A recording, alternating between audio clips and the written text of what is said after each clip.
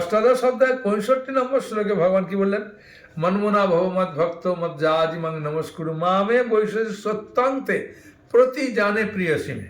হ্যাঁ, আমি সত্য প্রতিজ্ঞা করছি, তুমি যদি তোমার মন, তুমি আমার ভক্ত হও, আমার পূজা করো, আমাকে প্রণাম করো, নিঃসন্দেহে তুমি আমার কাছে ফিরে আসবে, আমি প্রতিজ্ঞা করছি।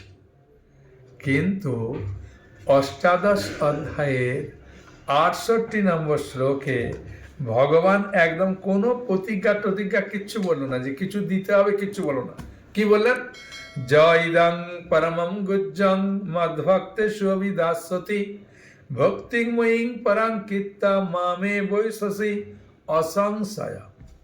কোনো সংশয় করো না, যে ব্যক্তি আমার এই গীতা শাস্ত্র উপদেশ করেন আমার ভক্তদের কাছে, সে নিঃসন্দেহে আমার কাছে ফিরে আসবে।